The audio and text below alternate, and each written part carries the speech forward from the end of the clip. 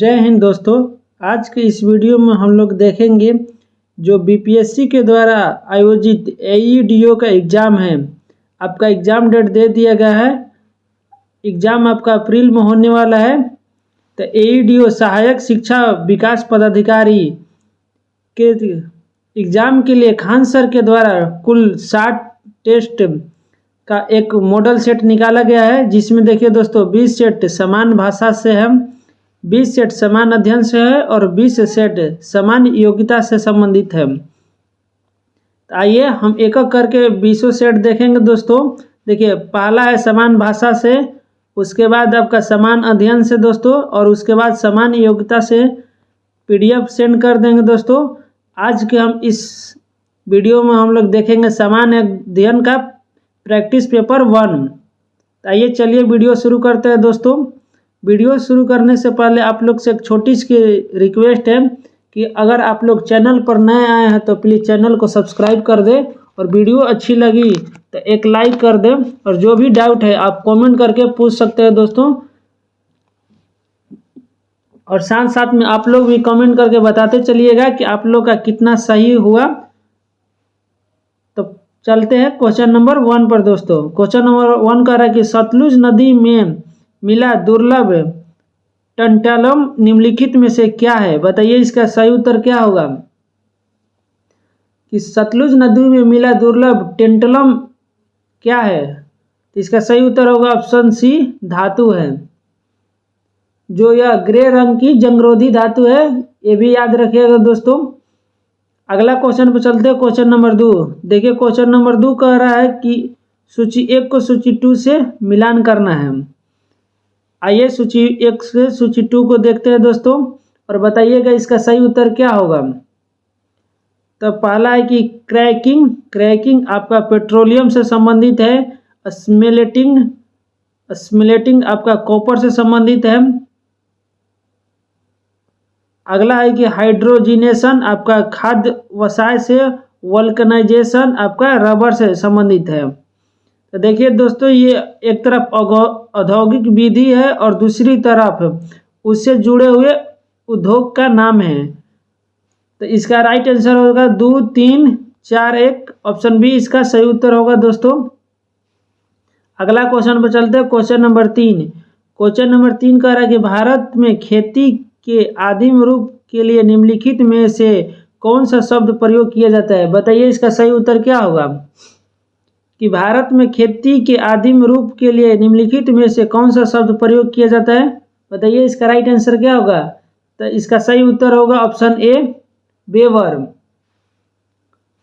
याद रखिएगा दोस्तों कि भारत में खेती के आदिम रूप के लिए बेवर शब्द का प्रयोग किया जाता है, और यह मध्य प्रदेश यानी भारत में खेती के लिए शब्द यूज किया जाता है।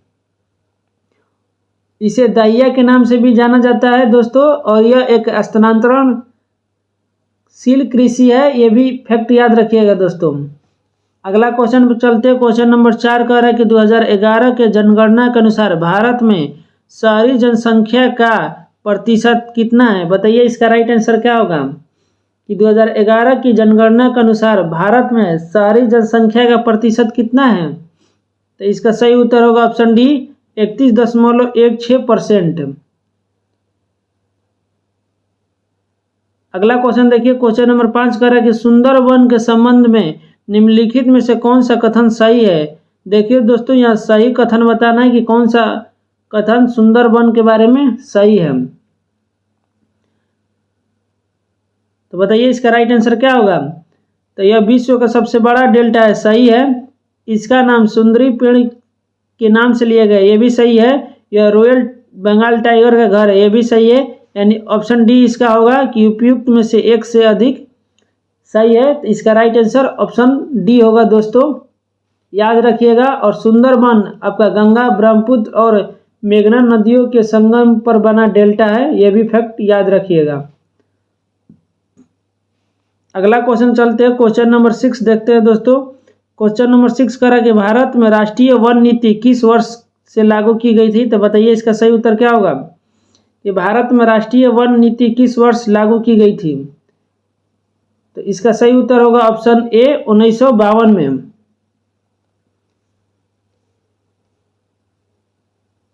अगला क्वेश्चन पे चलते हैं दोस्तों। क्वेश्चन नंबर 7 कह रहा है कि जनवरी माह में भारत में 20 डिग्री सेंटीग्रेड की समताप रेखा का विस्तार माना जाता है। बताइए इसका राइट आंसर क्या होगा। कि जनवरी माह में भारत में 20 डिग्री सेंटीग्रेड की समताप रेखा का विस्तार माना जाता है। बताइए इसका सही उत्तर होगा ऑप्शन ए, कर्क रेखा के समानांतर किंतु दक्षिण में। अगला क्वेश्चन पर चलते हैं दोस्तों। क्वेश्चन नंबर 8 कह रहा है कि निम्नलिखित नदियों के भारत में उनके बेसिन क्षेत्र के घटते क्रम में कौन सा क्रम सही है। यहाँ सही बताना है कि कौन सी नदियाँ भारत में उनके बेसिन क्षेत्र के घटते क्रम के अनुसार है। तो सबसे बड़ा हो जाएगा आपका गंगा, उसके बाद सिंधु, उसके बाद गोदावरी, उसके बाद कृष्णा, यानी ऑप्शन ए इसका राइट आंसर होगा दोस्तों। अगला क्वेश्चन चलते हैं। क्वेश्चन नंबर 9 देखते हैं कि निम्न नदियों में सबसे अधिक नदीपथ परिवर्तन यानी मैक्सिमम स्प्लिटिंग ऑफ कोर्स किया गया। बताइए इसका राइट आंसर क्या होगा दोस्तों। कि सबसे अधिक नदीपथ परिवर्तन किस नदी के द्वारा किया गया। तो इसका सही उत्तर होगा ऑप्शन सी, कोसी नदी के द्वारा। और कोसी नदी को बिहार का शोक कहा जाता है, ये भी फैक्ट याद रखिएगा दोस्तों।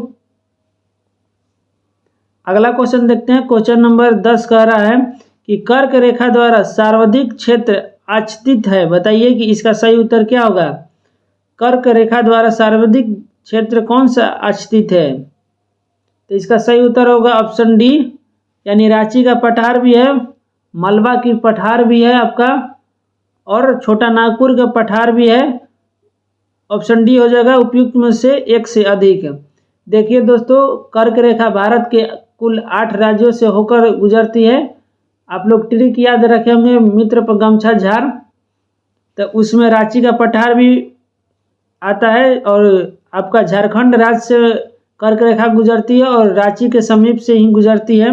मालवा का पठार भी शामिल है और छोटा नागपुर का पठार भी दोस्तों।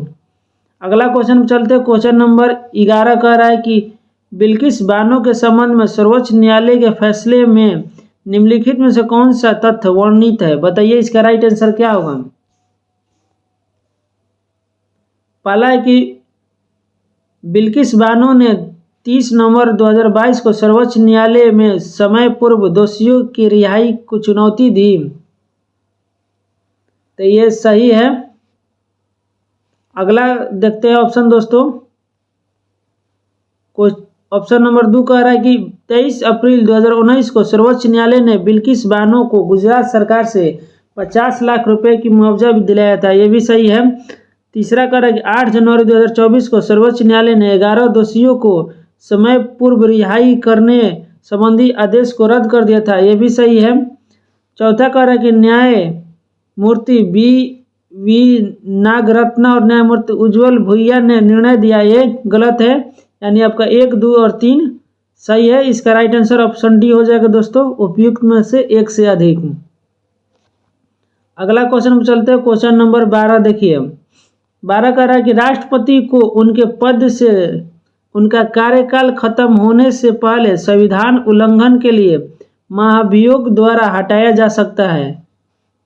इस उद्देश्य परिवर्तन को अधिमान्य दे सकता है। बताइए इसका सही उत्तर क्या होगा। कि राष्ट्रपति को महाभियोग के द्वारा उनके कार्यकाल से पहले हटाया जा सकता है। इस परिवर्तन को अधिमान्य कौन दे सकता है। तो इसका सही उत्तर होगा कि दोनों सदनों के सदस्यों की कुल संख्या का 1/4 भाग के सदस्य, यानी राइट आंसर ऑप्शन बी होगा दोस्तों। अगला क्वेश्चन चलते हैं। Question number 13। क्वेश्चन नंबर 13 कह रहा है कि उद्देशिका में 42वें संविधान संशोधन में कौन सा शब्द जोड़ा गया। तो बताइए इसका सही उत्तर क्या होगा। तो इसका सही उत्तर होगा ऑप्शन बी, समाजवाद, पंथ निरपेक्ष और अखंडता। आप लोग जानते ही होंगे दोस्तों कि 1976 में 42वां संविधान संशोधन हुआ, जिसमें उद्देशिका में अब तक केवल एक बार संशोधन हुआ था और 3 शब्द जोड़े गए हैं, समाजवाद, पंथ निरपेक्ष और अखंडता। तो ये भी फैक्ट याद रखिएगा दोस्तों। अगला क्वेश्चन चलते हैं। क्वेश्चन नंबर 14 का देखते हैं कि सूची 1 को सूची 2 से मिलान करना है। आइए मिलान करते हैं। सूची 1 में संविधान का मत दिया है और सूची 2 में देश जिनसे लिया गया है। पहला है कि राज्य के नीति निर्देशक तत्व, बताइए किस देश के संविधान से लिया गया है दोस्तों। तो ये आपका आयरलैंड के समवर्ती सूची से लिया गया है। मौलिक अधिकार आपका संयुक्त राज्य अमेरिका के अधिक शक्ति प्रदान की गई है। संघ एवं राज्यों के बीच संबंध आपका ऑस्ट्रेलिया से लिया गया है। भारत राज्यों का संघ जिसमें केंद्र ये आपका कनाडा से लिया गया है दोस्तों। इसका राइट आंसर ऑप्शन डी होगा दोस्तों, याद रखिएगा 3 4 1 2। अगला क्वेश्चन चलता है कि 15 नंबर का है कि केंद्रीय भवन अनुसंधान संस्थान कहाँ पर स्थित है। बताइए इसका सही उत्तर क्या होगा।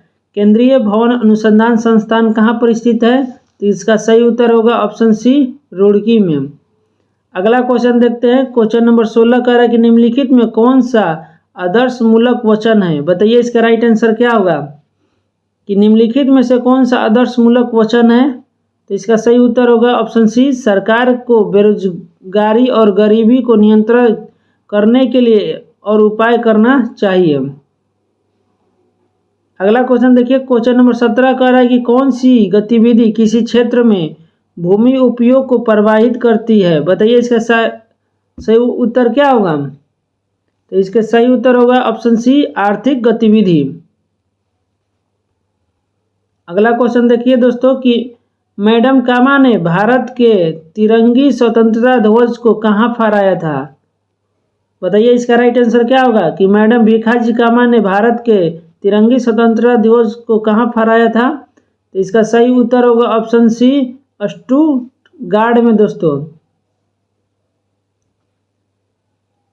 और ये 24 सितंबर 1861 में इनका जन्म हुआ था और 13 अगस्त 1936 में इनका मृत्यु हुआ था दोस्तों। ये भी फैक्ट याद रखिएगा। और जर्मनी के स्टुटगार्ट नगर में 22 अगस्त 1907 में 7वीं अंतर्राष्ट्रीय कांग्रेस में भारत का प्रथम तिरंगा राष्ट्र ध्वज फहराई थी। ये भी फैक्ट याद रखिएगा दोस्तों।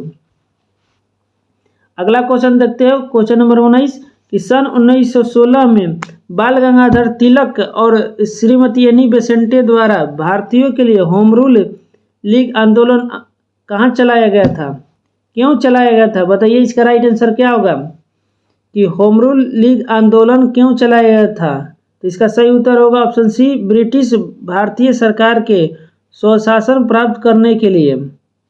अगला क्वेश्चन पर चलते हैं दोस्तों। क्वेश्चन नंबर 20 कह रहा है कि वर्ष 1940 के अगस्त प्रस्ताव में क्या प्रस्ताव रखा गया था।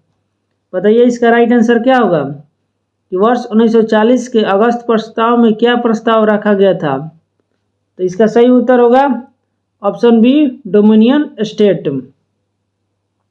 याद रखिएगा दोस्तों, डोमिनियन स्टेट। अगला क्वेश्चन देखिए 21 नंबर की, निम्न को कालक्रम क्रमानुसार व्यवस्थित कीजिए। बताइए कि कौन सा कालक्रम अनुसार सही होगा।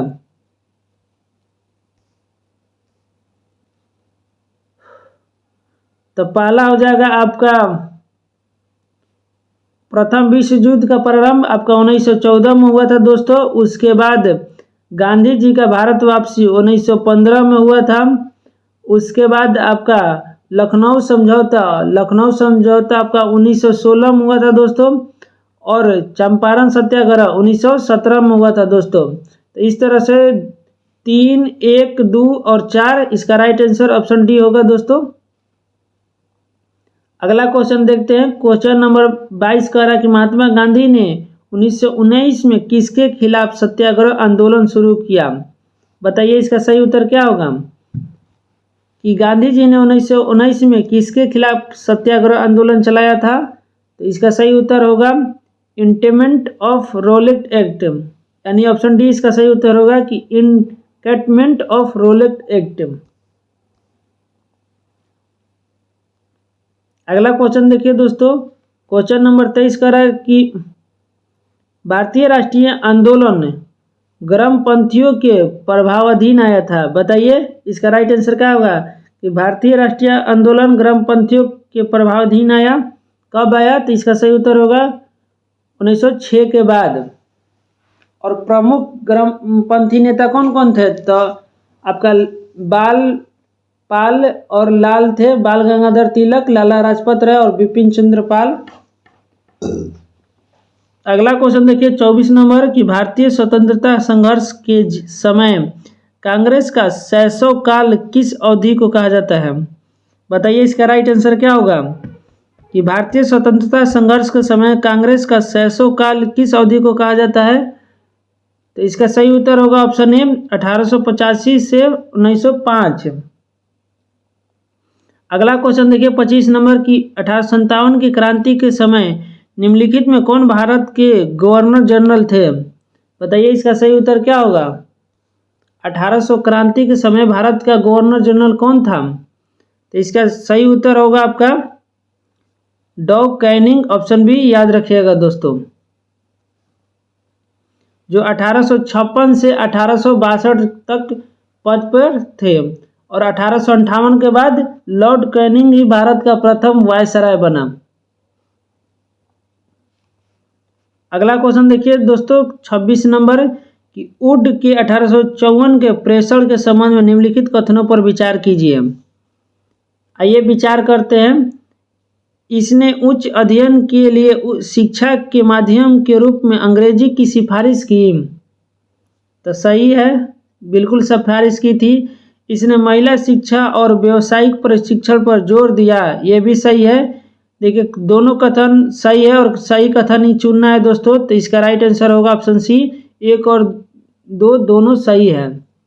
वुड डिस्पैच आपका 1854 में लॉर्ड डलहौजी के शासनकाल में आया था दोस्तों, और इसे भारत में अंग्रेजी शिक्षा का मैग्ना कार्टा कहा जाता है, ये भी फैक्ट याद रखिएगा। अगला क्वेश्चन देखिए 27 नंबर का रहा है कि 1859 के भारतीय उत्प्रवास अधिनियम ने निर्धारित किया था। बताइए इसका सही उत्तर क्या होगा? तो इसका सही उत्तर होगा कि बागान श्रमिकों के बिना अनुमति के चाय बागान छोड़ने की अनुमति नहीं थी। इसका राइट आंसर ऑप्शन ए होगा दोस्तों कि 1859 के भारतीय उत्प्रवास अधिनियम ने निर्धारित किया कि बागान श्रमिकों के बिना अनुमति के चाय बागान छोड़ने की अनुमति नहीं थी। अगला क्वेश्चन देखिए 28 नंबर कि किस वायसराय ने भारत में औपनिवेशिक आर्थिक संरचना का विकेंद्रीकरण किया? बताइएगा दोस्तों कि किस वायसराय ने भारत में औपनिवेशिक आर्थिक संरचना का विकेंद्रीकरण किया? आइए ऑप्शन देखते हैं। ऑप्शन है मेयो, कर्जन, रिपन, उपयुक्त में से एक से अधिक। इसका सही उत्तर होगा दोस्तों ऑप्शन बी, कर्जन। सॉरी, इसका सही उत्तर होगा ऑप्शन ए, मेयो, याद रखिएगा दोस्तों। अगला क्वेश्चन देखिए 29 नंबर के टीपू सुल्तान अंग्रेजों के खिलाफ लड़ते हुए कहाँ शहीद हुए थे? बताइए इसका सही उत्तर क्या होगा कि टीपू सुल्तान अंग्रेजों के खिलाफ लड़ते हुए कहाँ शहीद हुए थे? तो इसका सही उत्तर होगा ऑप्शन बी, श्रीरंगपट्टनम में। अगला क्वेश्चन देखिए 30 नंबर की किसने भारत के नए समुद्री मार्ग को खोजा? बताइए इसका राइट आंसर क्या होगा? तो इसका सही उत्तर होगा ऑप्शन बी, वास्को डिगामा, जो 1498 में आपका भारत पहुंचा था, भारत के कालीकट तट पर। अगला क्वेश्चन देखिए दोस्तों 31 नंबर की मराठा शासक की अष्टप्रधान प्रणाली के संदर्भ में मिलान करना है। एक तरफ अधिकारी है और एक तरफ विभाग है कि कौन सा अधिकारी किस विभाग से संबंधित रखते हैं। आइए देखते हैं। पहला है कि सचिव, सचिव आपका पत्राचार प्रभारी थे। पेशवा प्रधानमंत्री, सुमंत विदेश मंत्री और अमात्य वित्त मंत्री, यानी 2, 1, 4, 3। इसका सही उत्तर हो जाएगा ऑप्शन ए। अगला क्वेश्चन पर चलते हैं दोस्तों। क्वेश्चन नंबर 32 का रहा है कि महाभारत के फारसी अनुवाद का क्या नाम था? बताइए कि महाभारत का फारसी अनुवाद का क्या नाम था दोस्तों? तो इसका सही उत्तर होगा ऑप्शन डी, रजनामा। और अकबर के आदेश पर ही फैजी और अब्दुल कादिर बदियानी ने महाभारत का फारसी अनुवाद किया था, ये भी फैक्ट याद रखिएगा दोस्तों। अगला क्वेश्चन देखिए 33 नंबर कि निम्नलिखित में कौन भूमि उत्पादन कर लगने वाले कर को इंगित करता है? पहला है खिराज, खुम्स, उष्ण और मुक्तई। अपने उत्तर का चयन कीजिए निम्नलिखित कूटों से। बताइए इसका सही उत्तर क्या होगा कि भूमि उत्पाद पर लगने वाला कर कौन सा है? तो इसका सही उत्तर होगा दोस्तों कि खिराज है, आपका उष्ण है और मुक्तई है। 1, 3, 4 इसका राइट आंसर ऑप्शन डी होगा दोस्तों। खराज आपका यह भू राजस्व कर है जो हिंदू किसानों से वसूला जाता था और इसकी दर 1/4 से 1/3 थी।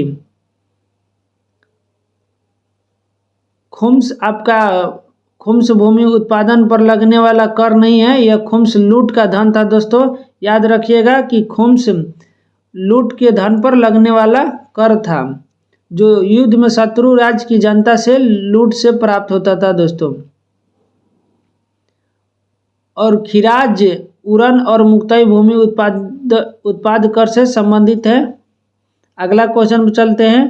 क्वेश्चन नंबर 34 कह रहा है कि निम्नलिखित में किस सुल्तान के दरबार में सबसे अधिक गुलाम थे? बताइए इसका राइट आंसर क्या होगा कि किस सुल्तान के दरबार में सबसे अधिक गुलाम थे? तो इसका सही उत्तर होगा ऑप्शन डी फिरोज शाह तुगलक दोस्तों।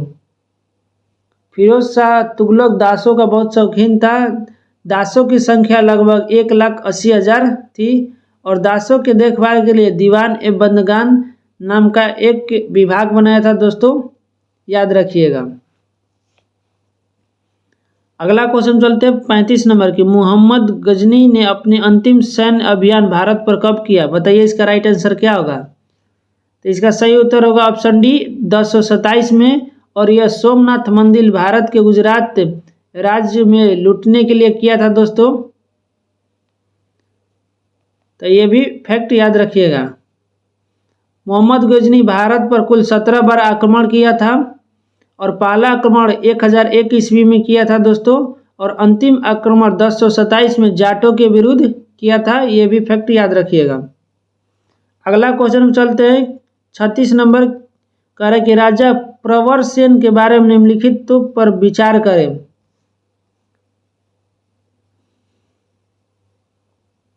देखिए विचार में कौन सा कथन सही है, आपको सही बताना है कि कौन सा कथन सही है। वह वाक्टक वंश का वास्तविक संस्थापक था, ये गलत है। वाक्टक वंश का संस्थापक प्रवर सेन नहीं बल्कि बिंद शक्ति था। उनका साम्राज्य उत्तर में बुंदेलखंड से लेकर दक्षिण में हैदराबाद था, ये सही है। वह अपने पिता बिंद शक्ति के उत्तराधिकारी बने, ये सही है। उनका उल्लेख पुराणों में मिलता है, ये भी सही है। यानी इसका सही उत्तर बी, सी और डी है दोस्तों। याद रखिएगा। अगला क्वेश्चन पर चलिए। क्वेश्चन नंबर 37 देखते हैं। सूची 1 को सूची 2 से मिलान करना है। एक तरफ लेखक है और दूसरी तरफ उनकी कृति है। बताइएगा इसका सही उत्तर क्या होगा दोस्तों। पहला है पतंजलि। बताइए इसका क्या होगा। पतंजलि आपका महाभाष्य। दूसरा हो जाएगा दंडी आपका 10 कुमार, हेमचंद्र सूरी, कुमार पाल चरित्र और सोमदेव आपका नित्य वाक्य मत्र। यानी 4, 1, 2, 3 इसका सही उत्तर होगा दोस्तों। ऑप्शन डी इसका राइट आंसर हो जाएगा। अगला क्वेश्चन चलते हैं। क्वेश्चन नंबर 38 कह रहा है कि सांची स्तूप मूल रूप से किस मौर्य शासक ने बनवाया था? बताइए कि सांची का स्तूप किस शासक ने बनवाया था? तो इसका सही उत्तर होगा ऑप्शन सी अशोक ने। अगला क्वेश्चन देखिए कि राजतरंगिणी में कल्हड़ ने जिस राज्य का वर्णन किया वह है। बताइए इसका सही उत्तर क्या होगा कि राजतरंगिणी में कल्हड़ ने किस राज्य की चर्चा किया? तो इसका सही उत्तर होगा दोस्तों ऑप्शन सी कश्मीर। अगला क्वेश्चन पर चलते हैं। क्वेश्चन नंबर 40 कह रहा है कि मेगास्थनीज का राजदूत था। बताइए कि मेगास्थनीज का कौन सा राजदूत था? तो इसका सही उत्तर होगा, बताइए दोस्तों क्या होगा। तो इसका सही उत्तर होगा ऑप्शन ए सेलुकस निकेटर। अगला नंबर देखिए 41 नंबर की। चंपा निम्नलिखित में किस महाजनपद की राजधानी थी? बताइए चंपा किस महाजनपद की राजधानी थी? तो इसका सही उत्तर होगा ऑप्शन सी, अंग महाजनपद की। अगला क्वेश्चन देखिए कि महावीर का जन्म 540 ईसा पूर्व में किस स्थान पर हुआ था? तो इसका सही उत्तर ऑप्शन ए होगा, वैशाली में। 43 नंबर देखिए कि गौतम बुद्ध को किस स्थान पर ज्ञान प्राप्त हुआ था दोस्तों? बताइए इसका राइट आंसर क्या होगा? तो इसका सही उत्तर होगा ऑप्शन ए, बोध गया, बिहार में। अगला क्वेश्चन देखिए 44 नंबर की वर्ण आश्रम प्रचलित था। बताइए कि वर्ण आश्रम प्रचलित था किस समय? तो इसका सही उत्तर होगा दोस्तों ऋग्वेद के समय, ऑप्शन ए इसका राइट आंसर हो जाएगा दोस्तों। अगला क्वेश्चन पर चलते हैं, क्वेश्चन नंबर 45 देखते हैं दोस्तों कि सिंधु घाटी स्थल सूतकांगडोर किस नदी के मुहाने पर स्थित है? बताइए इसका राइट आंसर क्या होगा कि सूतकांगडोर किस नदी के मुहाने पर स्थित है? तो इसका सही उत्तर होगा ऑप्शन सी, दासक। अगला क्वेश्चन देखिए कि सन 100 वर्ष में लोहे के पहिए वाला रथ का किस देश में उपयोग होता था? बताइए इसका राइट आंसर क्या होगा? तो इसका सही उत्तर होगा अपना भारत। अगला क्वेश्चन देखिए कि भारत में प्रथम सिक्के कहाँ चलन में आ गए? बताइए इसका राइट आंसर क्या होगा कि भारत में प्रथम सिक्के कहाँ चलन में आ गए? तो इसका सही उत्तर होगा ऑप्शन सी, उत्तर भारत में। अगला क्वेश्चन देखिए दोस्तों 48 नंबर कि निम्नलिखित में कौन सा राज्य भारत में पाइराइट का सबसे बड़ा उत्पादक है? बताइए इसका राइट उत्तर क्या होगा? तो इसका सही उत्तर होगा ऑप्शन बी, अपना बिहार, जो भारत में सबसे बड़ा पाइराइट का उत्पादक राज्य है। अगला क्वेश्चन देखिए दोस्तों, क्वेश्चन नंबर 59 का है कि डगमारा जल विद्युत परियोजना का संबंध बिहार में किस नदी से है? बताइए इसका सही उत्तर क्या होगा कि डगमारा जल विद्युत परियोजना का संबंध बिहार में किस नदी से है? तो इसका सही उत्तर होगा ऑप्शन ए, कोसी नदी से। अगला क्वेश्चन देखिए 50 नंबर की किस नदी को बिहार का दुख के रूप में जाना जाता है दोस्तों? तो अभी कुछ देर पहले ही हम बताए थे, ऑप्शन सी होगा, कोसी नदी को। अगला क्वेश्चन देखिए 51 नंबर की पटना का स्थानीय समय क्या है? बताइए कि पटना का स्थानीय समय क्या है? तो यह भारत मानक समय से आगे है दोस्तों, यानी राइट आंसर ऑप्शन ये होगा। अगला कह रहा है कि बिहार से पृथक होने पर झारखंड को कितना प्रतिशत हिस्सा मिला है? बताइए इसका सही उत्तर क्या होगा? तो इसका सही उत्तर होगा 45.85%। और 15 नवंबर 2000 को बिहार से आपका झारखंड अलग हुआ था दोस्तों। अगला क्वेश्चन पर चलते हैं, क्वेश्चन नंबर 53 कह रहा है कि बिहार सरकार के 7 निश्चयों में निम्न में से कौन सा सम्मिलित नहीं है? बताइए इसका राइट आंसर क्या होगा? तो इसका सही उत्तर होगा ऑप्शन डी, बाल कल्याण।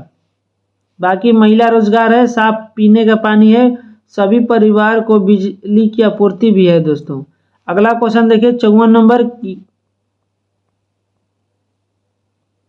बिहार भारत के किस फल के वार्षिक उत्पादन का 71% उत्पादन करता है? बताइए इसका सही उत्तर क्या होगा? तो इसका सही उत्तर होगा ऑप्शन सी, आपका लीची, जो भारत का कुल 71% उत्पादन करता है दोस्तों। अगला देखिए 55 नंबर कि निम्नलिखित में कौन सी राशि सदिश नहीं है? बताइए कि कौन सी राशि सदिश नहीं है?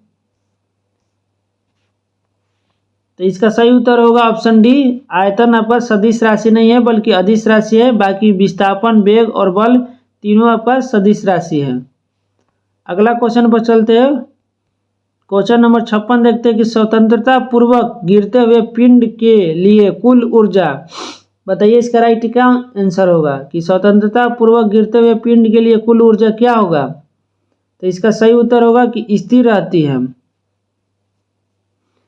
अगला देखिए 57 नंबर, ऊष्मागतिकी के प्रथम नियम जिस संरक्षण नियम के ऊपर आधारित है वह नियम है। बताइए कि वो कौन सी नियम है?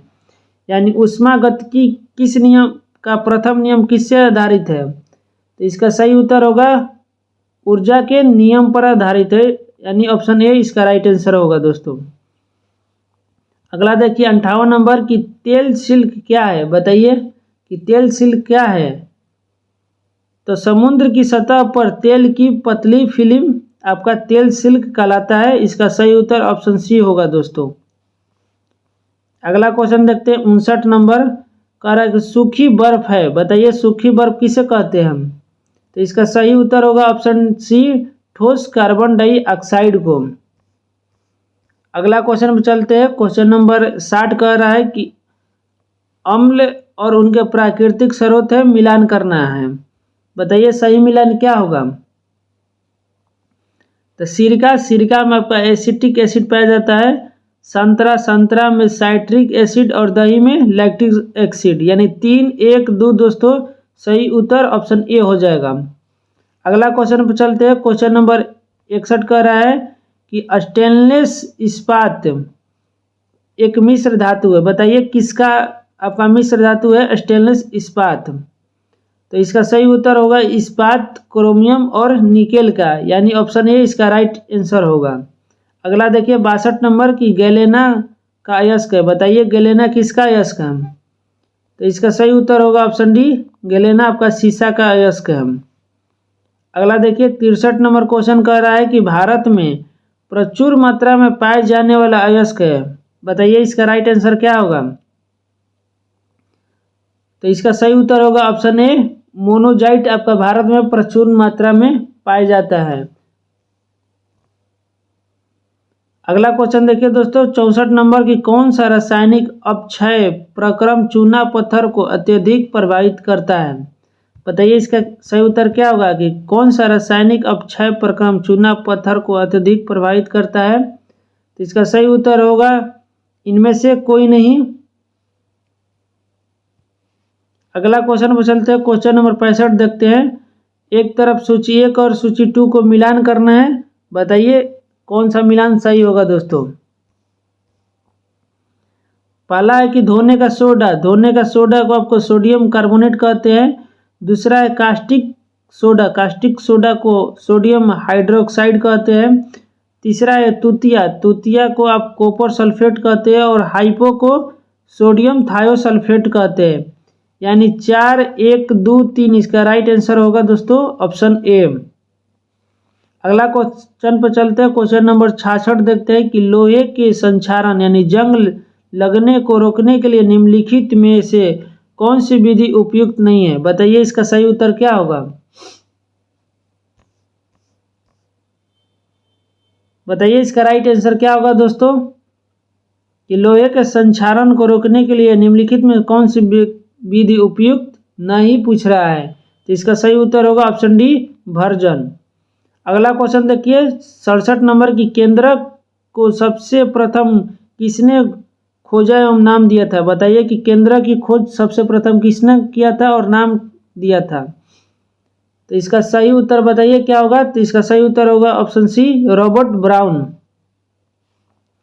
अगला क्वेश्चन पर चलते हैं, क्वेश्चन नंबर 67 कह रहा है कि मेंडेल के मटर पर किए गए अपने प्रयोग के लिए निम्न में से कौन सा लक्षण का चयन नहीं किया था, बताइए इसका सही उत्तर क्या होगा। कि मेंडल ने मटर पर किए गए अपने प्रयोग के लिए निम्न में से कौन सा लक्षण का चयन नहीं किया था। तो इसका सही उत्तर होगा ऑप्शन डी, बीज के रंग, फूलों की स्थिति पर किया था, फूलों का रंग भी और फूलों की आकृति भी। अगला क्वेश्चन पर चलते हैं, क्वेश्चन नंबर 59 देखते हैं। देखिए दोस्तों 59 में पूछ रहा है कि विकास का मुख्य कारक क्या है, बताइए कि विकास का मुख्य कारक क्या है। तो इसका सही उत्तर होगा ऑप्शन डी, प्राकृतिक वरण।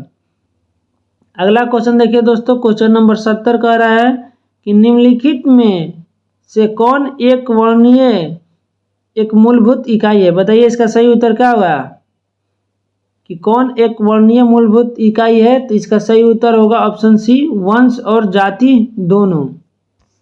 अगला क्वेश्चन पर चलते हैं दोस्तों, क्वेश्चन नंबर 71 कह रहा है कि विश्व सबसे विशाल जीवित स्तनपायी है। तो इसका सही उत्तर होगा ऑप्शन सी, नील व्हेल। अगला क्वेश्चन देखिए दोस्तों कि प्रकाश संश्लेषण के अंदर अंधेरी प्रतिक्रिया का वास्तविक स्थल साइटोप्लास्ट में कहाँ होता है, बताइए इसका सही उत्तर क्या होगा। तो इसका सही उत्तर होगा ऑप्शन सी, स्ट्रोमा में, यानी प्रकाश संश्लेषण के अंदर अंधेरी प्रतिक्रिया का वास्तविक स्थल साइटोप्लास्ट में स्ट्रोमा में होता है। अगला देखिए 73 नंबर की रेटिना में पाई जाने वाली कोशिका है, बताइए इसका राइट आंसर क्या होगा। तो इसका सही उत्तर होगा ऑप्शन सी, एमेक्राइन कोशिकाएं, यानी रेटिना में आपका एमेक्राइन कोशिकाएं पाई जाती है दोस्तों, याद रखिएगा।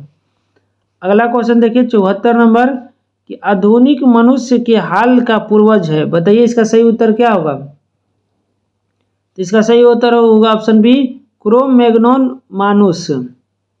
अगला क्वेश्चन पर चलते हैं 75 नंबर की कड़वाहट के लिए मानव जीव का संवेदनशील क्षेत्र है, बताइए कि कड़वाहट जीव का संवेदनशील क्षेत्र कौन सा है। तो इसका सही उत्तर होगा ऑप्शन सी, पीछे का भाग। नेक्स्ट क्वेश्चन देखते हैं कि जैव रासायनिक रूप से इनुसिलिन है, बताइए इसका सही उत्तर क्या होगा। कि जैव रासायनिक रूप से इनुसिलिन है, तो इसका सही उत्तर होगा ऑप्शन सी, प्रोटीन। अगला क्वेश्चन देखते हैं दोस्तों, क्वेश्चन नंबर 77 कह रहा है कि मनुष्यों में गुर्दे को मूत्राशय से जोड़ने वाली नालिका है, बताइए इसका राइट आंसर क्या होगा। कि मनुष्यों में गुर्दे को मूत्राशय से जोड़ने वाली नालिका कौन सी है। तो इसका सही उत्तर होगा ऑप्शन बी, मूत्रवाहिनी। अगला देखिए 78 नंबर की अंतरापरशुक पेशियाएं पाई जाती है, बताइए इसका राइट आंसर क्या होगा। तो इसका सही उत्तर होगा ऑप्शन सी, पसलियों में। अगला देखिए क्वेश्चन दोस्तों कि हमारे शरीर के अंदर भोजन को ब्रेक डाउन करने वाला उत्प्रेरक है, बताइए इसका सही उत्तर क्या होगा। कि हमारे शरीर के अंदर भोजन को ब्रेक डाउन करने वाला उत्प्रेरक है, तो इसका सही उत्तर होगा ऑप्शन बी, पाचक एंजाइम। नेक्स्ट क्वेश्चन देखते हैं कि एंटीबायोटिक औषधि का एक उदाहरण है, बताइए इसका राइट आंसर क्या होगा। एंटीबायोटिक औषधि का कौन सा उदाहरण होगा। तो इसका सही उत्तर होगा ऑप्शन डी, पेनिसिलिन। अगला क्वेश्चन देखिए कि हृदय रोगियों को अधिक मात्रा में नहीं लेना चाहिए, बताइए इसका सही उत्तर क्या होगा। कि हृदय रोगियों को अधिक मात्रा में क्या नहीं लेनी चाहिए। तो इसका सही उत्तर होगा ऑप्शन डी, वासा। अगला देखिए 82 नंबर कह रहा है कि फाइकोलॉजी किसका अध्ययन है। तो फाइकोलॉजी आपका शैवाल से संबंधित है, और माइकोलॉजी पूछे तो कवक से संबंधित है दोस्तों, ये भी फैक्ट याद रखिएगा। अगला क्वेश्चन देखिए 83 नंबर की किस रंग द्रव्य की उपस्थिति के कारण पौधे का रंग हरा होता है, बताइए इसका राइट आंसर क्या होगा। तो इसका सही उत्तर होगा ऑप्शन सी, क्लोरोफिल। अगला क्वेश्चन देखिए 84 नंबर की सूर्य की प्रकाश की उपस्थिति में कार्बन डाइऑक्साइड एवं पानी से कार्बोहाइड्रेट बनने की क्रिया कहलाती है, बताइए इसका राइट आंसर क्या होगा। तो इसका सही उत्तर होगा ऑप्शन सी, प्रकाश संश्लेषण। अगला क्वेश्चन चलते हैं 85 नंबर पूछ रहा है कि किस रंग द्रव्य की उपस्थिति के कारण पौधे का रंग हरा होता है। तो इसका सही उत्तर होगा ऑप्शन सी, क्लोरोफिल। 86 नंबर कह रहा है कि पुरुष जन्म का नियमन करने के लिए किस चीज का उपयोग करता है, बताइए इसका राइट आंसर क्या होगा। तो इसका सही उत्तर होगा ऑप्शन बी, कंडोम का। अगला देखिए 87 नंबर की तारपीन का तेल निकाला जाता है, बताइए कि तारपीन का तेल किससे प्राप्त होता है। तो इसका सही उत्तर होगा ऑप्शन ए, चीड़ से। नेक्स्ट क्वेश्चन पर चलते हैं दोस्तों, क्वेश्चन नंबर 88 कह रहा है कि निम्न में कौन सी किट मनुष्य मात्र के लिए उपयोगी नहीं है। कौन सा किट है जो मनुष्य मात्र के लिए उपयोगी नहीं है दोस्तों। तो इसका सही उत्तर होगा ऑप्शन सी, टेप वर्म। अगला देखिए कि खेलो भारत नीति 2025 को किस अन्य प्रमुख राष्ट्रीय नीति के साथ एकीकृत किया गया। तो इसका सही उत्तर होगा ऑप्शन बी, राष्ट्रीय शिक्षा नीति। अगला देखिए 90 नंबर कह रहा है कि भारत की सबसे बड़ी जनजाति ग्राम विकास योजना के तहत कितने गांवों के लिए विकास कार्यक्रम को मंजूरी दी गई है, बताइए इसका राइट आंसर क्या होगा। तो इसका सही उत्तर होगा ऑप्शन सी, 15,979। अगला देखिए 91 नंबर के हाल ही में लद्दाख के नए उपराज्यपाल के रूप में किसने शपथ ग्रहण की है। तो इसका सही उत्तर होगा कविंदर गुप्ता, ये उस टाइम का है। अगला क्वेश्चन देखिए दोस्तों 92 नंबर की भारत में पहली सफल inter hospital liver swap surgery किन दो शहरों के बीच हुई?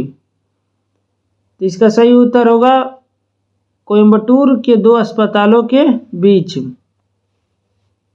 अगला क्वेश्चन देखिए दोस्तों 93 नंबर का रहा है कि राष्ट्रीय डोपिंग रोधी एजेंसी नाडा ने किस राष्ट्रीय संस्था की खुफिया एवं जांच कार्यशाला की मेजबानी की? बताइए इसका राइट आंसर क्या होगा?